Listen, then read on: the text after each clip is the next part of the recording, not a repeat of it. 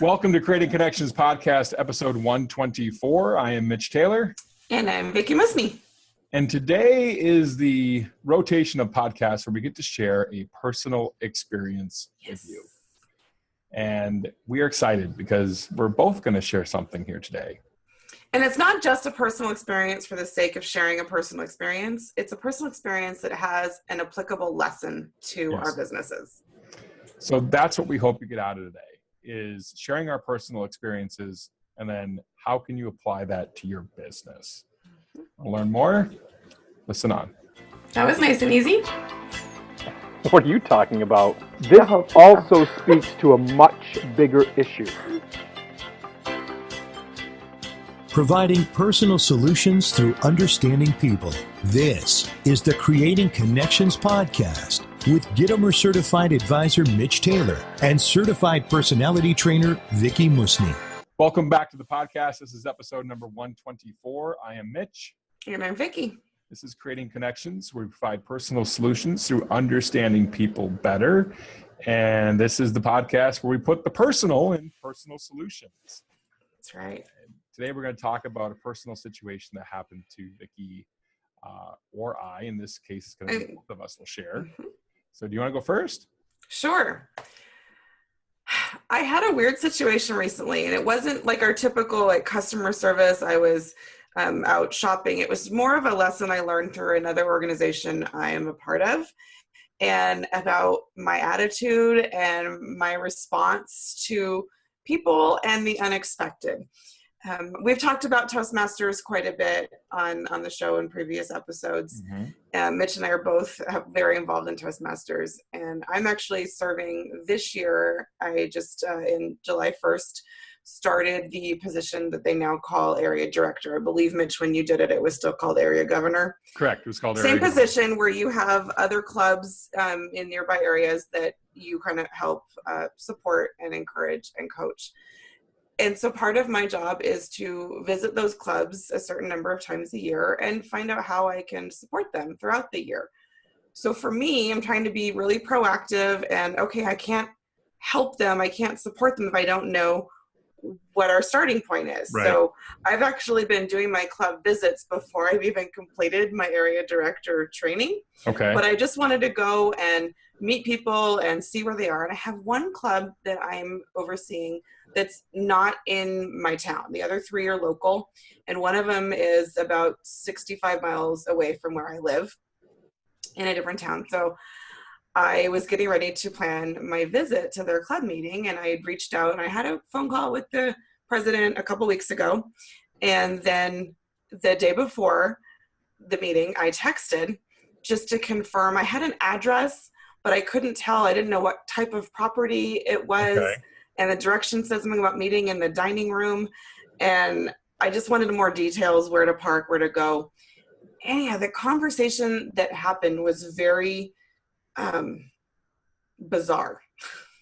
Okay. And I just was getting sentence fragments and thoughts that weren't really coherent. And it turns out she was experiencing having to put down one of her dogs that she has bred, and she breeds and shows dogs. Mm-hmm. And this was one that was very special to her. And I think that was just affecting her ability to communicate. Mm-hmm. And so she was supposed to do this presentation, and I was worried that she wasn't going to be able to kind of pull it together by the next day. So trying to be helpful, I said, hey, if you want to put that off, we can do something else. I can come in and do a presentation or a speech, and thinking that that's my job. I'm the area director. I can bring in all of this expertise and knowledge and outside information that I have. And instead, what I got was, could you bring coffee? I need coffee and creamer and sugar. And I admit my first reaction was, you've got to be kidding me. That is not why I was appointed area director. I am so beyond this. I can walk in and do an excellent presentation for you. I can do leadership training. I can provide all of these things that I think you need. And then I kind of paused and said, wow, that's so not a good attitude. If what she feels like in this moment that she needs help with is buying coffee and creamer and sugar, I can do that. And like, I'm ashamed to admit my attitude was, I am above this. This is, I am not the coffee girl.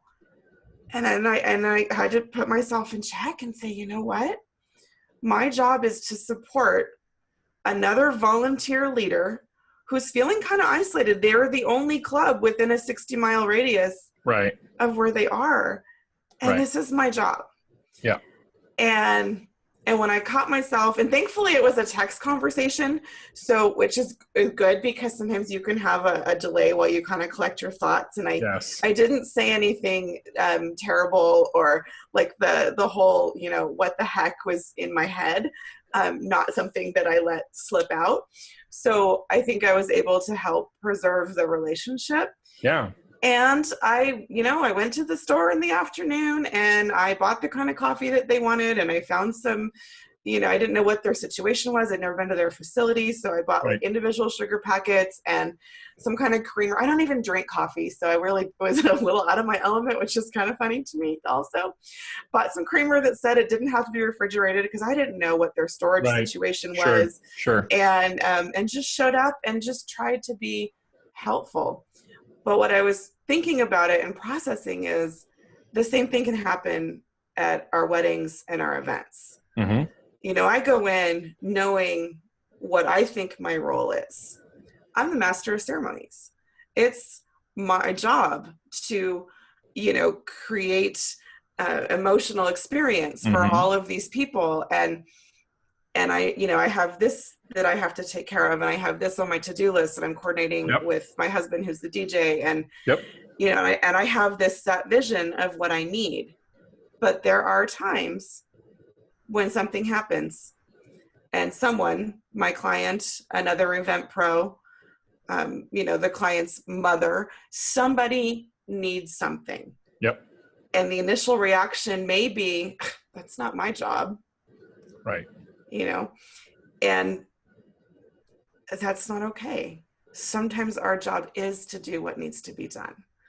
And there are times when I've gotten on my hands and knees and cleaned up, spilled beer on the floor because it was, in a place where I thought somebody was going to slip on it or get hurt, or I didn't want the bride having to drag her dress through it. Like there's times when I've bussed tables at events because the family was doing the cooking and they hadn't thought about what needed to be done. We had that this past weekend. Is the same exact thing, where we are breaking down tables, clearing a dance floor, even for the ceremony.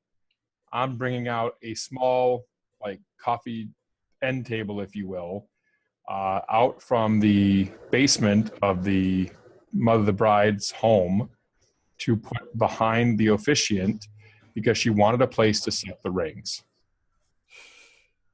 Wasn't going to argue about why she was setting the rings down or any of that. That's not my place. Okay. You got to roll with it sometimes. Sometimes you just have to roll with it. Yeah. And I want to give you, that I'm famous for acronyms. Or infamous, yes. Whatever. Infamous, I think, is the correct word. ROAR, risk, opportunity, action, reward, and then, sales and sales for event pros, search, approach, learn, explain, solve. You helped me work out the details for my RISE presentation as well. Yes. So I literally just came up with another one as Vickie and I were chatting here, and she hasn't even heard this yet. I love it when he does this. So the other one I want to leave with you today, and I think this is a key point driving home for Vickie, is yes. When you say yes, you earn sales. When you say yes, you earn success. So say yes more often. My personal experience is my family and I are going through the airport in Metro Detroit, connecting to fly home. And we're eating at a steakhouse. inside the airport, Longhorn Steakhouse specifically. Did I share this story already? I don't remember. I don't think so. And so we're sitting at the table at Longhorn, and we had a decent meal. You know, it wasn't Ruth's Chris or the amazing steakhouse that I had experience at in Dallas with Glenn Roush recently, but it was decent. And we're getting ready to leave. We pick up our stuff, we pay the check, and we walk out. We get, I don't know, maybe a gate or so down. And my daughter realizes that she left her cell phone at the restaurant. Oops. Yeah. So, of course, initial reaction is upset. You're mad, frustrated that you got to catch a plane, and your daughter left her phone at the gate at the restaurant. And so we go back. We find our server. Mm-hmm. No, I take that back. As we're discussing this outside of the restaurant, we see our server coming towards us. Nice. And she has the cell phone. And so I took a picture of her with my daughter and posted it to Longhorn Steakhouse's Twitter account. Cool. And thanked them for the amazing service and tagged mentioned our server by name and that. Mm-hmm. And that happened probably 2 years ago or so now. So it just goes to show that when you lead with your heart and you serve with your heart, it can go a long way.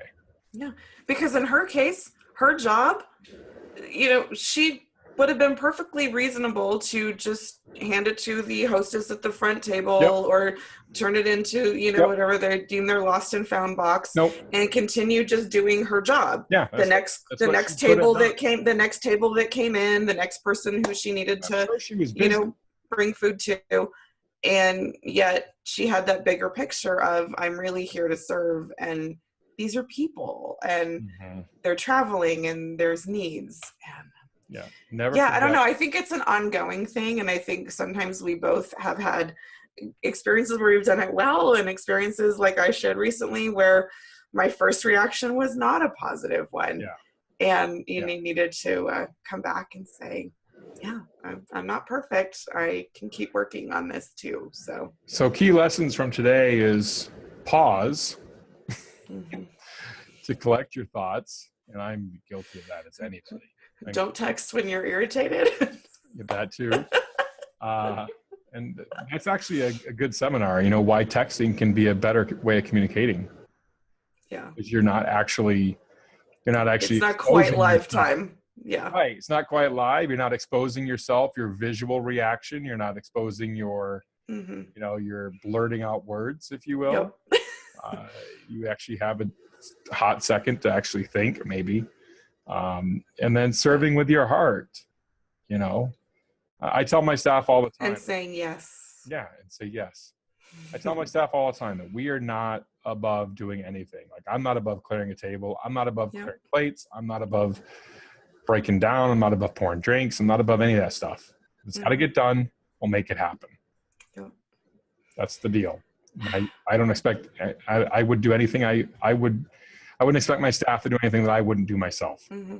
So it was a good reminder for today's topic, I thought. So say yes, not just to the dress.